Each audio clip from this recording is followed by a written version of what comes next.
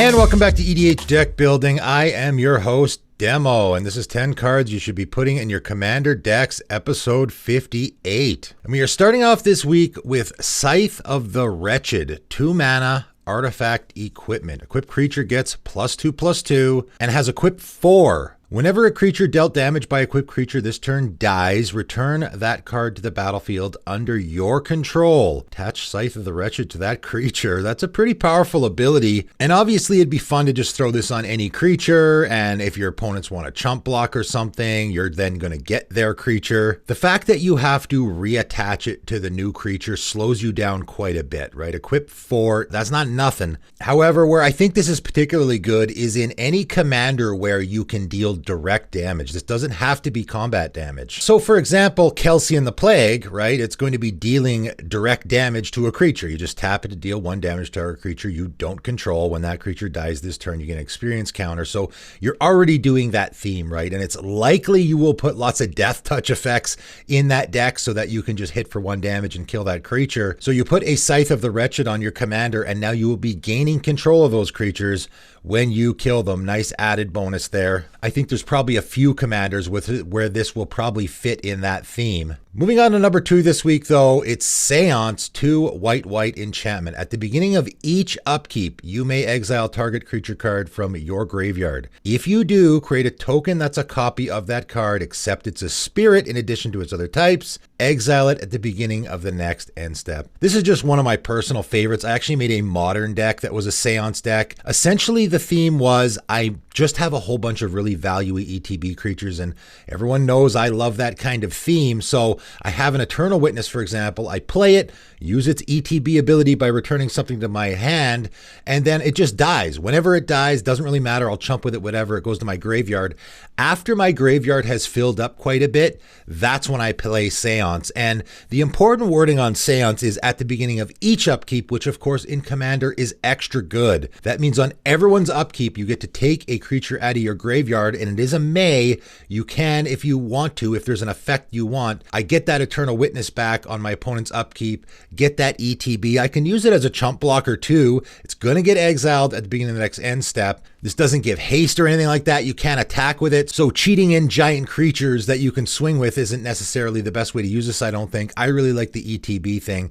They are also spirits as well. So does this fit in a spirit theme? I don't know. Again, they don't have haste, so you probably won't be able to attack with them. I think it's best in an ETB strategy. If you're in any ETB strategy like a rune deck, obviously you got to be in white. This is just such a fantastic value card later in the game, right? Once your graveyard has filled up, say you got 8 creatures in there, all ETB creatures, you slam this down, and every single upkeep you're getting one of those creatures out of your graveyard that you're going to get that ETB effect with. So really fantastic card and a theme like that. Coming in at number 3 is a very interesting card, and of course it's from Future Sight, and most of the cards from that set are very interesting. It's Second Wind, 2 in a blue aura, enchant creature. And as far as I know, this is the only card in existence that is an enchantment that taps. I'm pretty sure this is the only one. So you can tap it to tap enchanted creature and tap it to untap enchanted creature. And it probably is a little confusing when you look at this card because you don't see tap symbols on enchantments ever. You are actually tapping the enchantment to activate the ability, right? So you're going to put this on a creature and you can tap the enchantment, right? The activation here is a tap. So you're tapping the enchantment to tap enchanted creature or untap enchanted creature. And of course,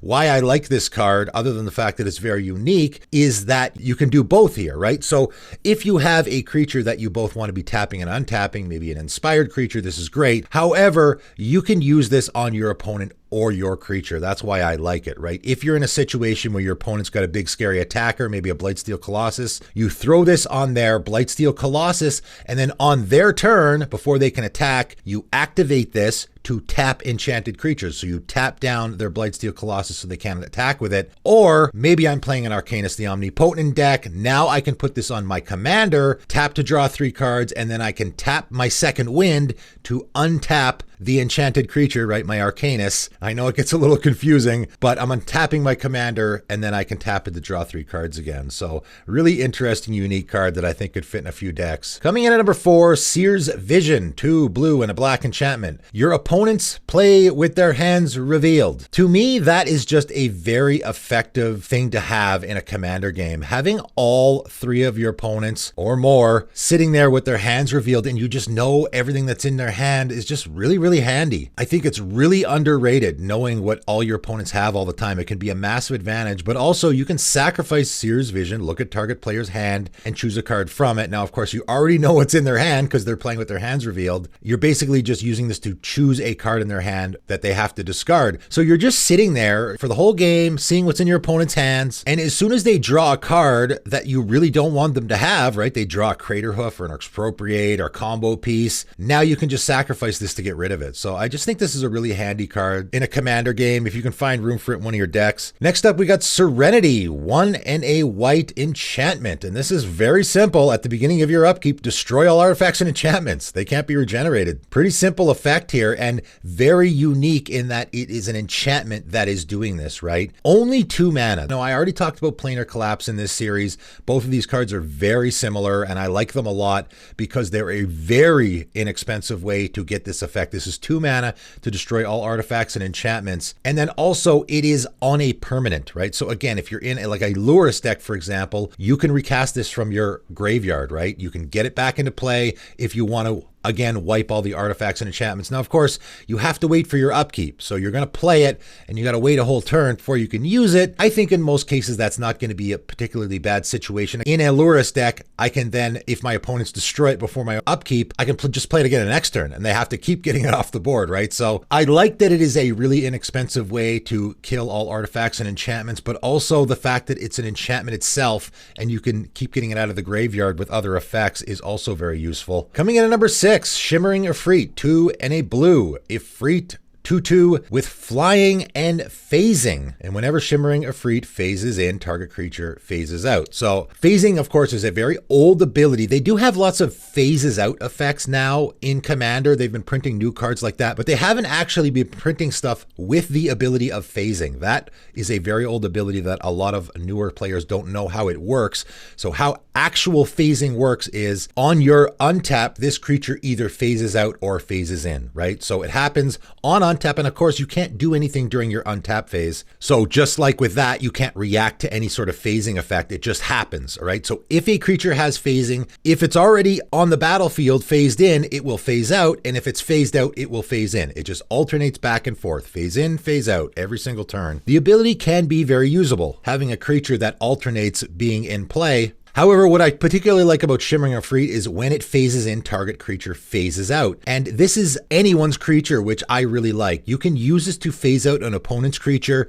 You can use it to phase out your creature if you want to. There's a lot of ways that you can use this. It can be a really handy effect. So my Shimmering Ifrit phases in, and maybe I want a board wipe, so I'm going to phase out my commander, right? The board's getting a little out of hand. I need to cast a board wipe. I phase out my commander. Everyone's creatures die, and my commander will phase in on my next untap. Or maybe my opponent has a troublesome creature, maybe a blocker that I want to get out of the way. My Shimmering Ifrit phases in. I can phase out their blocker so that I can get in for damage. Just a really neat card. I think there's a lot of ways you can use it. Coming in at number 7, Shifty Doppelganger, 2 and a blue. Shapeshifter 1/1. You can pay 3 and a blue and exile Shifty Doppelganger. Okay, so that's the activation cost for this very unique ability. You may put a creature card from your hand onto the battlefield. Okay, that's pretty good. If you do that, creature gains haste until end of turn. At the beginning of the next end step, sacrifice that creature. If you do, return Shifty Doppelganger to the battlefield. Very interesting. The way they worded this and everything is very interesting. I see this card as sort of a blue sneak attack. It's very similar to what sneak attack is doing, except it's on a creature. You're doing it in sort of a different way.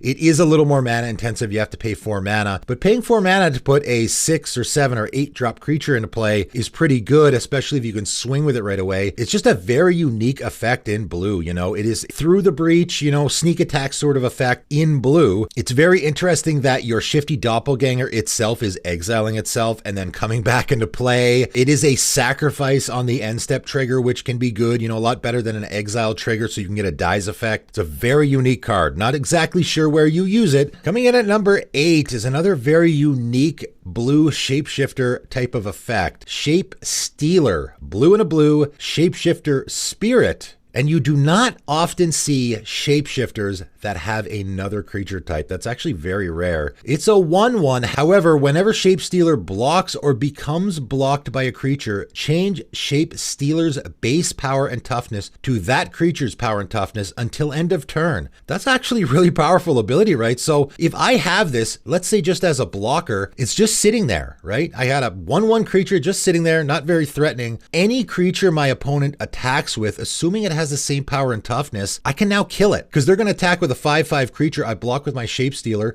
It becomes a 5/5 and then their creature takes 5 damage. I mean, I'll lose my creature as well, but they're going to lose theirs. So this is a really fantastic blocker that I think is going to prevent your opponents from wanting to attack you. This is also a spirit though, right? So if you have this in a spirit tribal deck that has any sort of a boost effect, any anthem effect for your spirits, now you're going to beat out your opponents in any of those situations, right? Again, I think this fits in any spirit tribal deck very easily, but also could fit in a lot of other decks as well. Even just a pillow fort strategy where you don't want your opponents attacking you. Coming in at number 9, another very interesting shapeshifter type of effect. However, this one's not a creature. Shapeshifters Marrow, 2 blue enchantment, and again, it's from Future Sight, so you know it's going to be unique and interesting. At the beginning of each opponent's upkeep, that player reveals the top card of their library. If it's a creature card, that player puts it into their graveyard, and Shapeshifters Marrow becomes a copy of that card. However, if it does, it loses this ability. Very weird, interesting card. So you're going to play this as an enchantment, and then on your opponent's upkeeps, they're going to reveal the top card of their library, and if it's a creature, your Shapeshifter's Marrow becomes that. And of course, they lose their creature. It goes into their graveyard, which can be also really, really good. So, man, how do you use this card? I don't know. It's so very interesting and unique. It's an enchantment that's turning into a creature. Maybe you want to play it somewhere where you know what's on top of your opponent's library. It would be interesting in a situation where you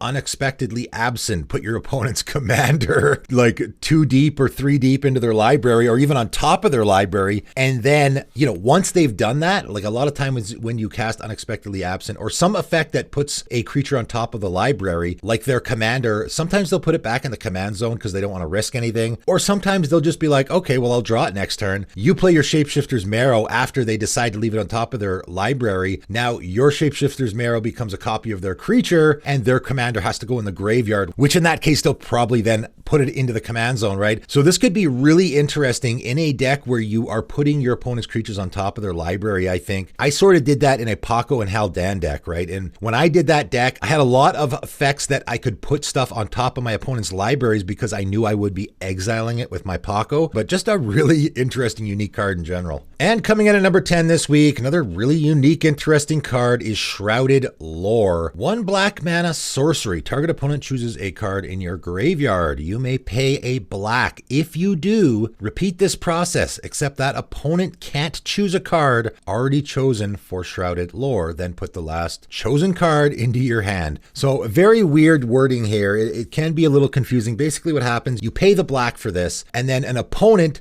chooses a card in your graveyard, and if you don't want that card, you pay a black and they have to choose something else. So if you guaranteed want a certain card and they don't want you to have it, you can just keep paying black until they are forced to choose the card that you want. Now, this is a color shifted card. You can tell by the way the border and everything looks. I just love the way the color shifted cards look from Planar Chaos. Originally, it is Forgotten Lore, which is the green version of this card from Ice Age. So if you're looking for the green version, there it is. However, green is really good at getting stuff out of graveyards. Black, not so much. And I know people are going to be like, Demo, what are you talking about? Black gets stuff out of graveyards really, really well. Not if they are non-creature. Black gets creatures out of graveyards really, really well. Try getting artifacts or enchantments or sorceries or instants out of graveyards in black. Not that easy. This is a way to do it. If you're in a particularly a mono black deck, and there's important artifacts or important enchantments, stuff like that, that you might want to get back, this is a way to do it. I think it's particularly good in like a Tormod deck where you probably are going to be exiling stuff from your graveyard, right? If you're in a theme where you get to choose constantly to be exiling stuff out of your graveyard, it's going to keep your graveyard really thin,